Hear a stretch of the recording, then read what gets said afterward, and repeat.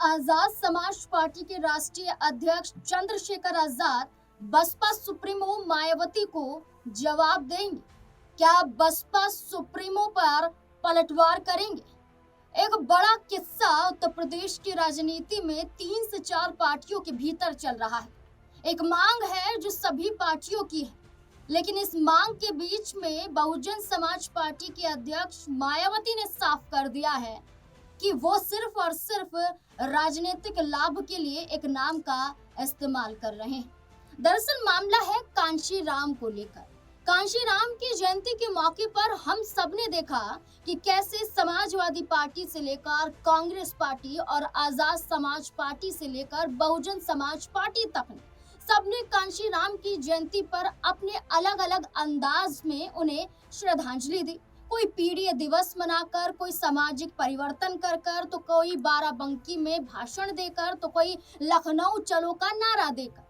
ये कांशी राम की जयंती के मौके पर 15 मार्च को देखा गया, लेकिन मायावती ने उस दौरान तो बर्दाश्त कर लिया, लेकिन जयंती के फौरन बाद मायावती ने एक बड़ा पलटवार किया। जब मांग उठी कि कांशी राम को भारत रत्न से सम्मानित किया जाना चाहिए, तो सबसे पहले मायावती ने आड़े हाथों लिया कांग्रेस पार्टी को।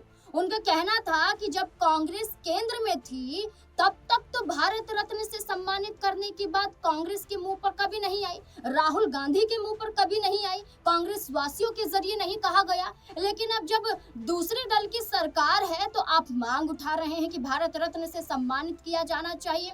तो वही समाजवादी पार्टी को भी आड़े हाथों लेते हुए मायावती ने ये कहा कि बहुजन समाज पार्टी ने कांशी राम के नेतृत्व में जितने भी सम्मान में कार्य करवाए, उसका बदलाव सपा ने अपने कार्यकाल के दौरान किया और अब कांशी राम के मुरीद बनकर बैठे हुए हैं। तो सवाल तो खड़े किए बसपा सुप्रीमो ने दोगला चरित्र बताते हुए सपा और कांग्रेस पार्टी पर, लेकिन इस बीच में पिसते हुए चंद्रशेखर आजाद भी नजर आए। जी हाँ, आपको बता दें कि चंद्रशेखर आजाद ने भी बाराबंकी में एक कार्यक्रम किया था जिसमें कांशी राम के नेतृत्व में उन्होंने कई बड़ी बातें कही थी, लेकिन इस बीच में मायावती ने यह कह दिया कि सपा और कांग्रेस के जो प्यादे हैं, जो सपा और कांग्रेस के इशारों पर काम करते हैं, जो दोगला चरित्र रखते हैं, ऐसे दलित विरोधी चेहरों को बर्दाश्त नहीं किया जाएगा। कांशी राम इन सब के नहीं है। कांशी राम ने बहुजन समाज पार्टी के लिए अपना बड़ा योगदान दिया है, बहुजन समाज पार्टी की स्थापना की है और आज ये सब अपने अपने फायदे के लिए उनका नाम अपनी पार्टी से और अपने कार्यक्रम में जोड़ रहे हैं। ममता ने सीधे तौर पर कह दिया कि इनके महापुरुषों में अब कोई जान नहीं बची है, इसलिए अब कांशी राम के नाम का सहारा लिया जा रहा है। कांशी राम ने एक बुक लिखी थी दलित चमचे, और दलित चमचों का जिक्र करते हुए, इस बुक का जिक्र करते हुए चंद्रशेखर आजाद पर बड़ा हमला मायावती ने बोल दिया।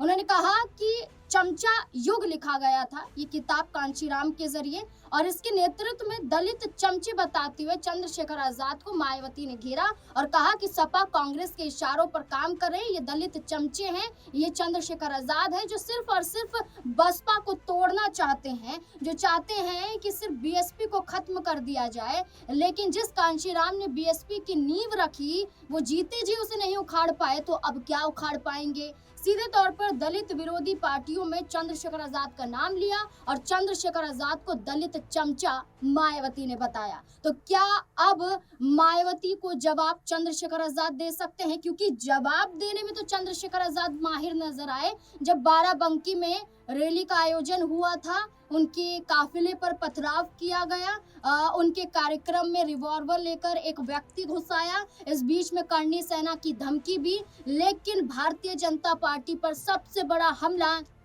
चंद्रशेखर आजाद ने बोला।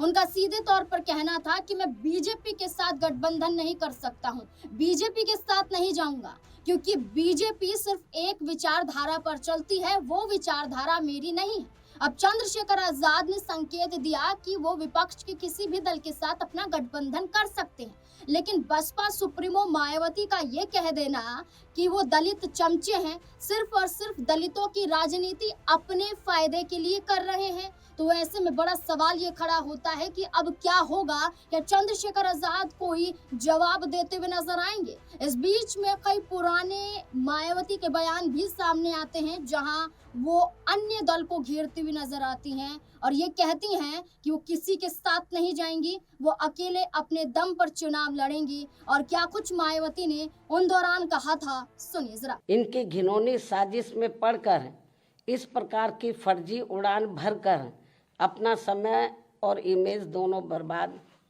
करते हैं, तो इसे फिर बीएसपी विरोधी हथकंडा ही माना जाएगा, जिस पर लोगों को ध्यान देने की बिल्कुल भी ज़रूरत नहीं है। ये जो उल्टी पुल्टी गलत जो खबरें देते रहते हैं अलायंस को लेकर, तो इस पर लोगों को ध्यान देने की बिल्कुल भी ज़रूरत नहीं है।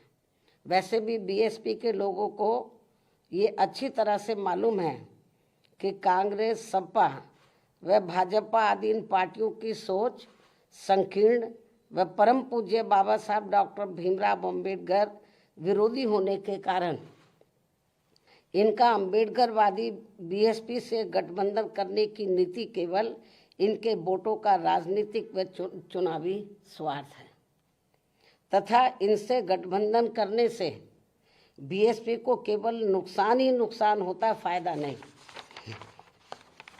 और इसलिए